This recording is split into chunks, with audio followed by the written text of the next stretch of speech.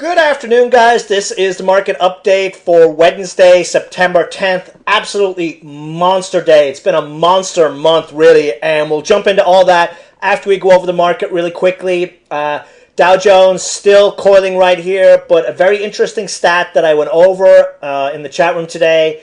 CNBC had a very interesting video that went out last night regarding a very interesting stat on the S&P 500.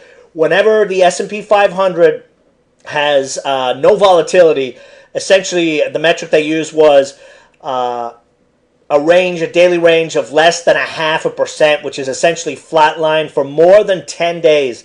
That rare occurrence has only happened 5 times in the last 100 years. And all 5 times it has resulted in a very big market rally the following week, the following month, and the following 3 months. It is a very bullish event for the market, and I believe we have entered day 16 of this extremely low volatility in the S&P 500. The average gain a week later is about 1%. The average gain 3 months later is 4 to 8%. Very, very substantial move in a short period of time.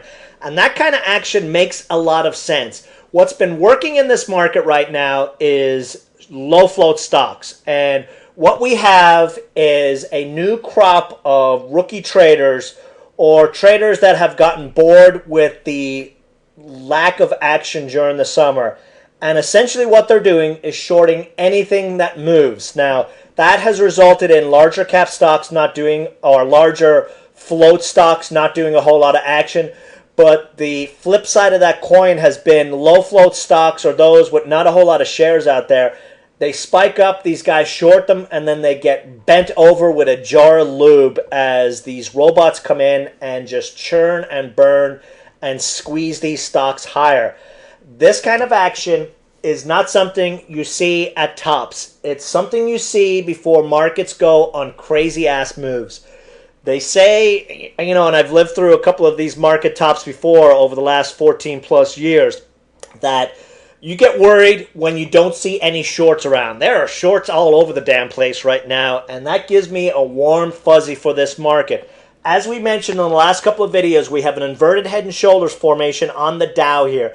I believe a break through this 17,200 area is going to give us one mother of an upside move on this market. If we look at the Dow Transports, that has continued to move higher, and that is the index we've paid attention to. Keeps making new highs, but an interesting little thing, too, to go with this. Despite the fact that we've been crawling higher over the last few days, the McClellan oscillator has gotten down to a zone where we've typically seen very nice snapback moves. It got down to another negative 37 reading here. So while we've got everyone and their mom out there calling top in the market, we had this same chatter going into the month of September where everyone was saying how September is such a bad month for the market. And you recall in the videos back in late August, I mentioned how when we have a rally into August or into September where the market is up on the year, September is actually a very good month. Last year we were up 2%, and the average gain on a bull market move for the year into the month of September is actually 1 to 2% gain for that month. So that means we could see some serious upside move given the other statistical bullish trend that we have going on with the range-bound S&P 500. So things are looking really, really good. Also, another very bullish thing that we're seeing out there, it's just the sector momentum that's out there, even though it's still concentrated on low floats, is extremely bullish right now. We have not seen this kind of sector rotation, peer plays moving in quite a while. It's been a few months. I mean, we've seen a couple of little pockets of it, but this movement from police security or police scanner plays, police camera plays, to security plays, to mobile payment plays, and anything that's got anything to do with stocks in that sector blowing up, that is a very good sign of speculative money flooding into small caps in general. Russell has been dogging it over the last 3 or 4 months, and the economy is not exactly booming right now. We had a monster year last year in small caps. They've been quiet for most of this year.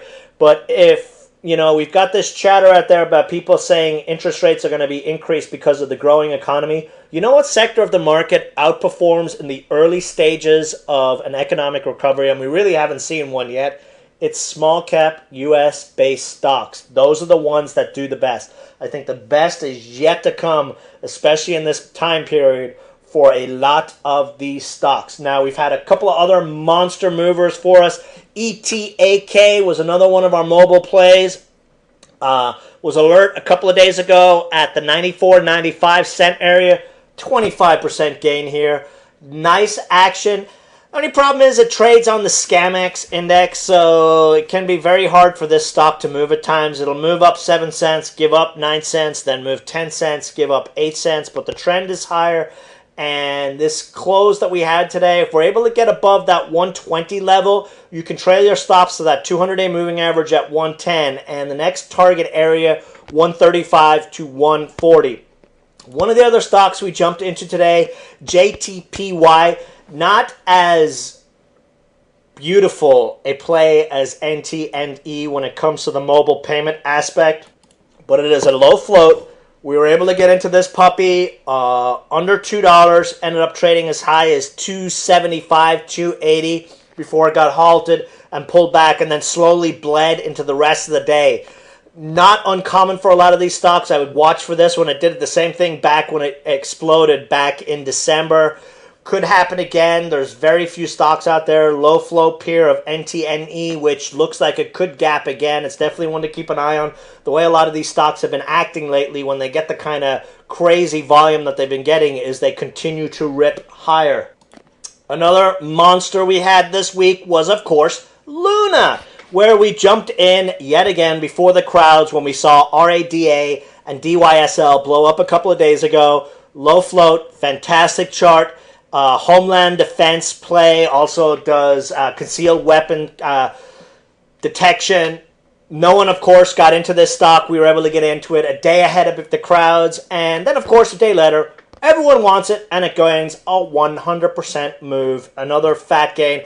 All we were looking for was 30%. It ended up doubling. One of our other plays as well in that was LPTH. An alert in the 120s area, went up as high as 137, 33% gainer. You know, a lot of these gains are fast moves because you got the robots and you got chaser traders. Right now, the mindset of these rookie traders is they don't want to be the first one in, which is a distinct advantage for those of us that do research, know how these stocks play, and can wait them out and know when these guys are coming to come in. When we jumped into NETE today, first thing I said was, this stock can go to 3. What did it end up doing? Went to almost $5 a share. Said the same thing a couple of days ago on ATV, which went up 50%. Actually, went up 90% for us. So we've got this market. This is our time of the year, guys. Stats are in our favor. The way these stocks are moving in our favor. And what I'm looking for in the next few days is for this momentum to start to spread out. A lot of stocks that had difficulty today, especially in the payment mobile thing. I mean, look what OTIV did as an example, just to go over it. Monster move, but it ended up giving it all back into the close. Now, granted, this has had a phenomenal move over the last week or two, but what held this one back was it's got like a 30, 40 million share float versus what NTE has. So we need to start to see that change. I believe we're going to start to see that change where these lower float stocks come out. What's happening is you got a lot of traders shorting anything. When they short these higher float stocks, they're able to influence them, at least for now. The low floats, they get stampeded, but hopefully they've gotten, they've used up all their lube and they might stay away from shorting some of these stocks.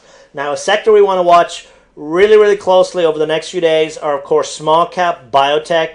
When the speculative money is flowing like it is right now, biotech stocks tend to heat up. They've been really, really quiet over the last 3 months, so that is a sector we're going to be putting our attention to over the next few days. So awesome, awesome month for an awesome year, and the best is ahead of us, guys.